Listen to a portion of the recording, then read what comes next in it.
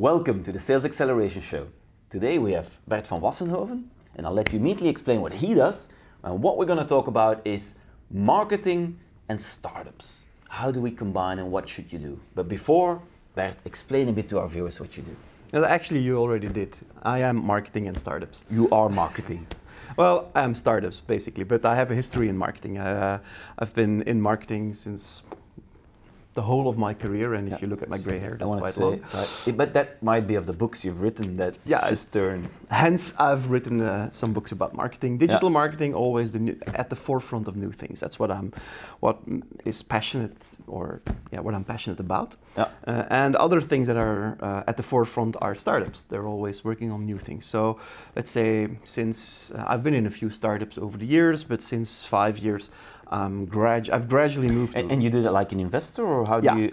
So I gradually moved into that. Let's say I started as advising startups on marketing, on communication, and broadening it up, anything that has to do with your communication, finding focus. And then gradually, since 2.5 years, I'm investing in startups almost full time with the Cofoundry, which is our seed investment fund. We've done about 10 investments now, and still gradually investing, doing about 5 investments a year, which is really cool because we get to work with all these passionate people. So when I join you as a startup, we have to talk marketing, clearly.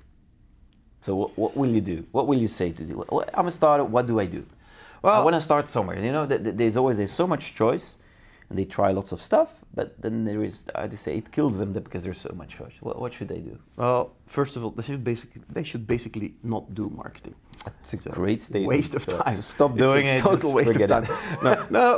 You know what happens is that you see these people, and then they have an idea, and then okay, let's do marketing. We need a URL, we need a name, we need a brand, we need a logo. And like 10K, 15K for a logo. And months, spending months working on that. I agree. Forget about that. That's actually, I did the same thing when I started my company. I need a logo, I need a site, and It's a psychological thing, and it's kind of cool to have that, and obviously you need a name, but don't worry too much about that. If you look at the whole cycle of customers discovering that they have a need for what you have to offer, about finding you and deciding to work with you, and then afterwards, whatever happens afterwards. You know, that's a cycle. It's a customer journey, we call it. I describe it extensively in my book. There is one moment. Well, let's start again. If you look at it from a theoretical marketing point of view, we'd say like, oh, how do I cover this whole cycle? Yeah. If you're a startup, how can I be at every stage? Right. If you're a startup, you don't have time for that crap. You just you basically don't have time. That's the whole thing. That's the nature of a startup. You don't have time. There is never time. So what you do, you focus, and in everything. So you focus also in your marketing, and you focus your effort on converting customers, because they are the only ones who actually will tell you what your product has to be. Because you think you know what your product has to be, but the only proof is the customer. I agree. And the customer. And if they want to pay money for it, then you know it has true value. Exactly. And that's the most valuable piece of market research you can get. And that's from where you build from. So you build from the conversion moment, and then it hurts my heart, but I have to tell, that's where you come in. Yeah. To sales. It's sales basically. So you probably start with sales. So you're hustle and grind your way through that beginning phase, and then at a certain stage you need to pick up. And then you start building, and then you start building with that community, with those customers, and then what? But also the one thing I agree. I fully believe in the organic way of doing. Organic, it's like it goes up and down. The one thing I need, I just had a guy on the phone actually asking me this question, and I said, make it like it's real, even if you don't have anything, make it touchable, make it tangible. Yeah. That's the hard part. That's for me also a part of marketing, to put this nice layer but don't spend too much time. It's the good part of fake it till you make it. You have to fake it a little bit. I mean, and the fake it till you make it, you can discuss a lot about it. I hate that phrase, but on the other hand, you actually have to do it, kind of. Like even big companies do it. Yeah, everybody does it. It's a way of doing market research. Because every time, typically engineering startups, they go like, yeah, but Michael, our product is the best. And our competitor is a really crappy product. I said, yeah, but to the world it's like really, really good.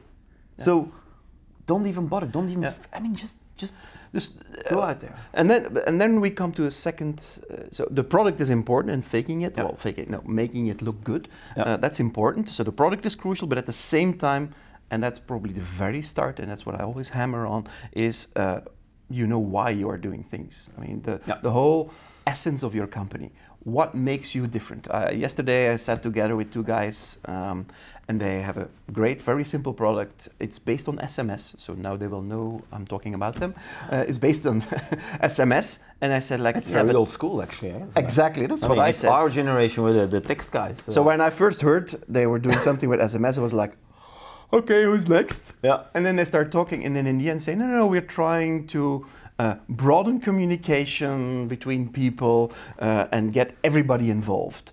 And for that, today we use SMS. But your vision is much more bigger. Your vision is something that's interesting. You want to make get everybody involved in the communication process. And because some people don't, just one step. And SMS is well, everybody has SMS. Yeah. Not everybody has WhatsApp. If I go to Google or I change something on MailChimp or whatever, even Facebook sends me text messages with codes. If you think about it, it's still valid. So it's still valid. Yeah. But if you start by saying, my product is this, everybody's like, okay. Yeah. You have to start explaining why you're doing this. If you start with a big vision, if you start with the why, well, there comes Simon Sinek. Yeah. If you start with the why... You're a marketeer, you have to talk about it. You cannot be a marketeer and not talk about Simon Sinek. Yeah. So if you start with that part of the story, and then you're defining a problem, the customer will understand. I do it a little bit differently. I get the whole story, but if you look to all the new sales methodologies, one of them is being provocative sales. I actually start with the problem to be really relevant. Then I make it worse. And you think you know the answer to this? No, you don't. It's actually really worse. And then I'll do the why. That's the only reason. And you know why I do that? It is because if you look at the sales cycle, once they get a bit bigger, sales cycles tend to go very slowly. They have no sense of urgency. And sense of urgency is that one slide that says, this is the big problem, and it's actually worse. That is sense of urgency. Yeah, we do a lot of these discussions about the why, and if you don't get there, because the why is a very abstract thing, I sometimes simply switch to, what problem do you solve? Yeah. And then okay, that's kind of... Why should I buy it? Yeah, and then relates to a why somewhere in the end. So that urgency, but there I think there's a difference between, again, between sales, where you're working on a very tight process and you're trying to get this sense of urgency. Machine, you have to build a machine. Tack. We're talking marketing. It's much less of that. It's probably it's a strategy. More. It's broader. You're building things. So there, when you say why, how, what, it's a guiding principle. It's not a very strict process. Yeah. It isn't until the end when you start converting that this process. I mean, the closer you get to the deal, the stricter the process gets. Yeah. I actually think this episode is all about sales versus marketing, and where there is like an overlap, but it's not entirely, because I'm really conversion oriented. Like I need, if I would measure marketing teams, it's all about like how many leads. And I'm really in this machine thing because I want to be on the good side of statistics, and I don't like the fluffy, when people talk too much about brand. I absolutely believe in brand, but if it's too fluffy, I get really nervous. But I say, I'm going to lose a lot of money. It's going to go very slow because the brand. The brand is, to me, is stage 3. Stage 1 is converging customers, get really close. Stage 2 is finding similar audiences, finding, you could call it lead generation if you want, but it's scaling like the lead gen. The front of the funnel needs to be scaled. Yeah, you need to open up that funnel. And then when you really know, okay, so it happens to be, people are buying my product because they feel frustrated, because they want to give themselves a present. Yeah. That could be, I mean, that's the, okay, so that's the real reason. That's a more B2C side of things, but right? Yeah, but then if you found out, for instance, people are buying my product because they think it's a present for themselves, then you can move to the next step. Okay, now I know what my branding has to be about, and now I can start building my brand. Then I would agree. Stage 3. I'm happy. We're finally agreeing about something. I know it's hard for you to say it. I hate sales, but no, I hate sales. I'm not good at it.